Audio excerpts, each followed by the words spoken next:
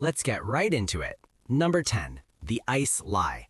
Snow looks like water the same way a cardboard box looks like a house. Technically related, functionally useless. You're cold, thirsty, and surrounded by white fluff that seems to scream, "I'm literally water, idiot." So you scoop some into your mouth. Crunch. Relief, right? Nope. Your body immediately goes, "Oh, cool, now I have to fix this." Here's the science part, but explained like your brain is tired and mildly panicking. Your core temperature is sacred. It's the VIP lounge. When you eat snow, your body has to burn precious calories just to melt it back into usable water. Calories you do not have. Energy you desperately need to stay alive. It's like using your last phone battery to Google how to charge your phone. Worse, cold triggers your kidneys to dump water faster. It's called cold diuresis, which is a fancy way of saying your body pees out warmth like it's a design flaw. So you eat snow, spend energy melting it, then lose water faster anyway. Triple threat. Absolute betrayal.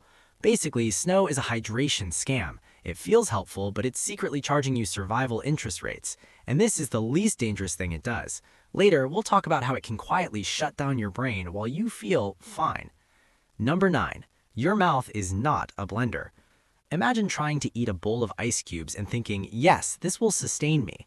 Your mouth doesn't magically turn snow into hydration potion. It turns it into cold trauma. Tiny ice crystals scrape your lips, gums, and tongue, causing micro damage you won't notice until infection decides to RSVP. And in survival scenarios, infection is not a side quest, it's the final boss. Now add dehydration. Saliva production drops. Your mouth becomes a dusty cave. That tiny damage, it doesn't heal, it festers. Meanwhile, your body's diverting blood away from extremities to protect your organs, so your lips crack, your gums swell, and suddenly chewing feels like sandpaper on regret. And here's the psychological trap. Eating snow feels like doing something. Your brain loves that. Action equals hope, even bad action. So you keep doing it, again and again. You feel productive while actively sabotaging yourself. Your brain is basically saying, "At least we're not just sitting here," while your body whispers, "Please stop." And remember that thing about your brain shutting down later? Yeah, this is how it starts. Number 8. Calorie bankruptcy. Picture your body as a broke college student with exactly $5 left in 3 days until payday. Now imagine that student spending money just to unlock money. That's what eating snow does. Melting snow inside your body costs energy, not metaphorical energy, literal calories. Your muscles, liver, and brown fat have to work overtime to bring that icy nonsense up to 37 degrees Celsius like it's reheating leftovers you didn't ask for. And here's the kicker. The colder you are, the harder this process hits. In survival situations, calorie intake is already hovering near zero. You're not snacking, you're not grazing, you're rationing oxygen and optimism. So when you eat snow, you're paying a metabolic tax for water that still isn't enough to hydrate you properly. And the math is cruel. The energy you burn melting snow often outweighs the hydration benefit you get from it, meaning your body spends more resources than it earns. Negative balance, survival overdraft.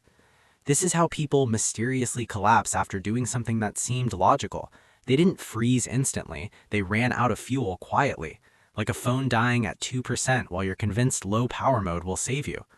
And later, much later, we'll get to the part where your brain starts lying to you about how cold you really are. That's when things get genuinely creepy. Number 7. Cold makes you thirst blind.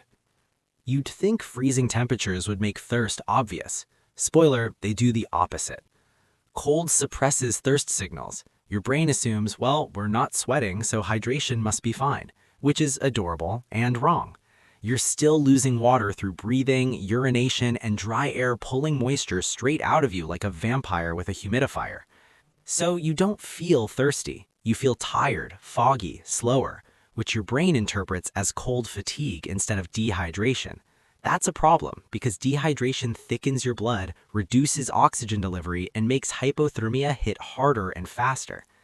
Eating snow tricks you even further. Your mouth feels wet, cold receptors fire, sensory satisfaction achieved. Your brain checks hydration off the list and moves on. Meanwhile, your cells are screaming like, "Hello, we are still dry." This is why people can be severely dehydrated in snow-covered environments and not realize it until coordination collapses, which is convenient timing because coordination is kind of important for not dying. Remember this, because in a few numbers, we're going to talk about why people sometimes strip their clothes off in the cold, and dehydration is part of that nightmare puzzle. Number 6, the hypothermia accelerator. Here's the part nobody wants to hear. Eating snow doesn't just fail to help, it actively speeds up hypothermia.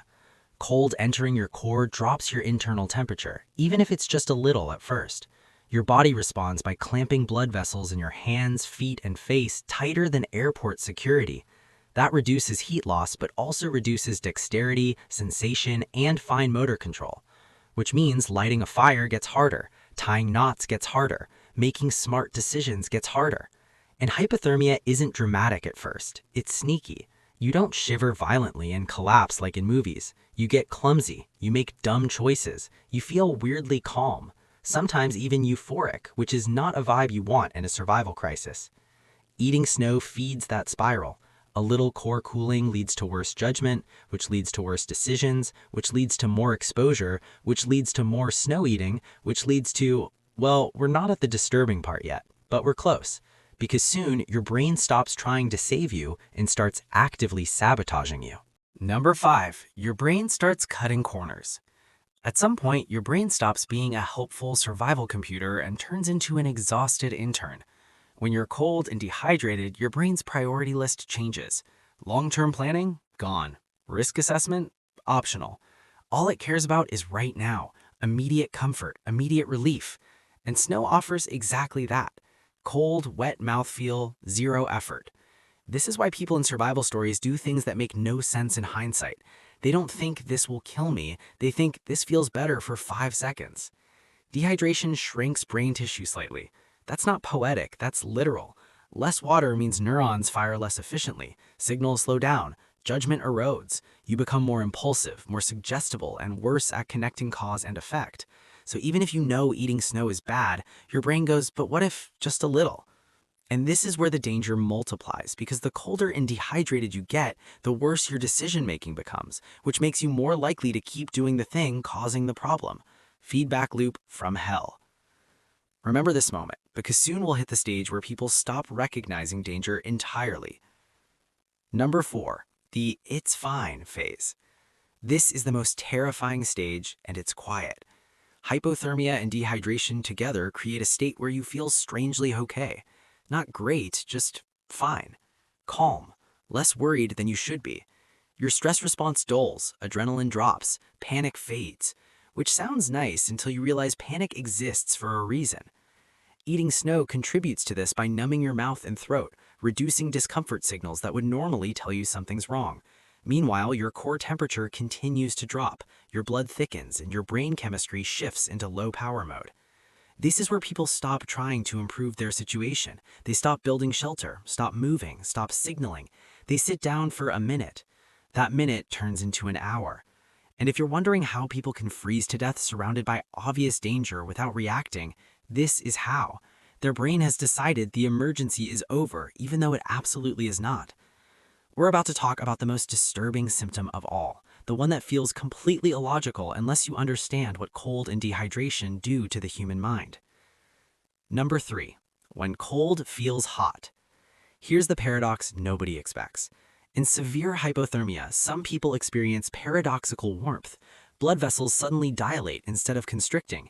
Heat rushes to the skin. You feel warm, sometimes even overheated. This is called paradoxical undressing, and yes, people have been found frozen without clothes in the snow because of it.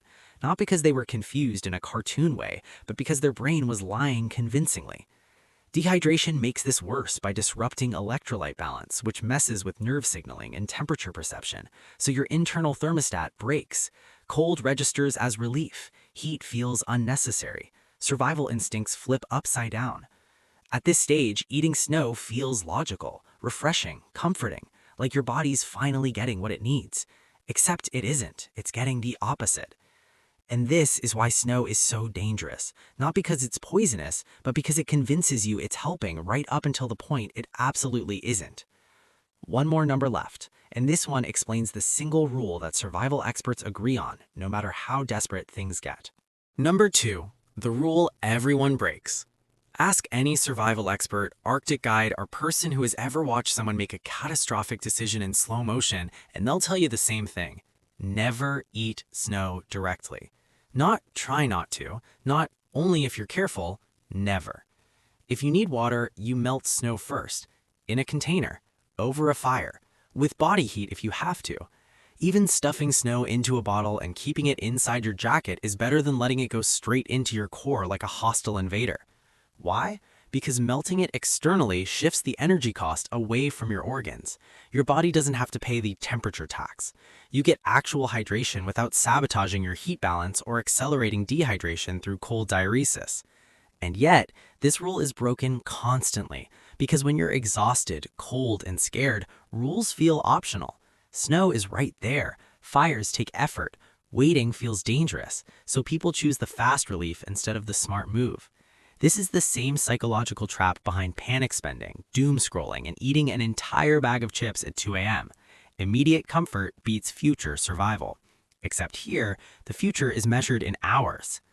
And now we reach the final number, the reason eating snow is sometimes described not just as a mistake, but as a fatal one. Number 1, snow doesn't kill you. It helps you quit. Snow isn't poison. It doesn't attack you. It doesn't ambush you. It just quietly removes your ability to fight. It drains calories when you can't spare them. It dulls thirst when you need water most.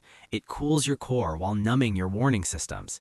It encourages bad decisions by offering fake relief. And eventually, it convinces your brain that everything is fine when it absolutely is not. People who die after eating snow don't die because of the snow itself. They die because it accelerates every other failure in the system. Hypothermia hits faster. Dehydration deepens, judgment collapses, motivation fades. Snow is the survival equivalent of a lullaby. It doesn't scream danger, it whispers comfort, and that's why it's so deadly. So if you ever find yourself in a frozen landscape surrounded by white, thirsty, cold, and desperate, remember this: the safest looking option is sometimes the one actively pushing you toward the end. That's all for today. I'll be making similar videos in the future. Subscribe to see them.